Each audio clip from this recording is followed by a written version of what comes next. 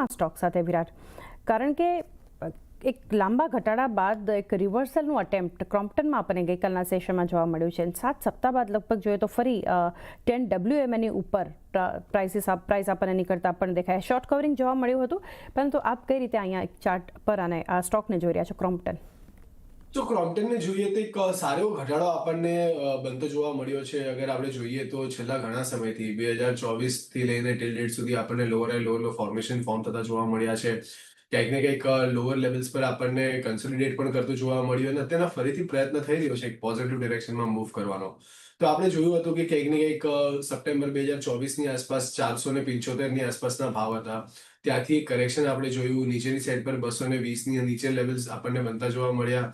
ત્યાંથી ફરીથી કંઈક ને કંઈક અત્યારે રિકવર થતું જોવા મળી રહ્યું છે. જો 50 દિવસ 20 દિવસની એક્સપોનેન્શિયલ મૂવિંગ એવરેજને સરપાસ કરીને એની ઉપર આપણને ડેફિનેટલી કાલના દિવસનું ક્લોઝિંગ આવતું જોવા મળ્યું છે. પરંતુ હજી પણ કંઈક ને કંઈક જોવા જઈએ તો એક ઇમ્પોર્ટન્ટ હર્ડલ તમને 250 255ની આસપાસના લેવલ્સ પાસે આવતો જોવા મળી શકે છે. જો એનાથી 250 255ના લેવલ સરપાસ કરે એની ઉપર સસ્ટેન કરવાનું સ્ટાર્ટ કરે તો કદાચ આપણને એક બાઉન્સ બનતો જોવા મળી શકે 275 280 સુધીના લેવલ્સ માટે. ઓન ધી અધર સાઇડ નીચેની સાઈડ પર 240 એક ઇમ્પોર્ટન્ટ સપોર્ટની જેમ સર્વ થતો જોવા મળી શકે છે, જ્યાં 20 દિવસ અને 50 દિવસની એક્સપોનેન્શિયલ મૂવિંગ એવરેજ પ્લેસ છે. તો ફિલહાલ માટે થોડું વેટ એન્ડ વોચ અપ્રોચ રાખવો જોઈએ, પણ યસ, જો અગર 250ની ઉપર સસ્ટેન કરવાનો સ્ટાર્ટ કરે છે તો ત્યાં તમે એક પોઝિટિવ આઉટલુક રાખી શકો. જ્યાં 275 થી લઈને 280 સુધીના ટાર્ગેટ તમે ધ્યાનમાં રાખો.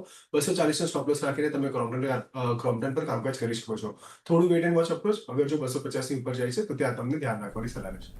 250 ઉપર ધ્યાનમાં રાખો, 240ના સ્ટોપ લોસ સાથે ક્રોમ્પ્ટન. તો આ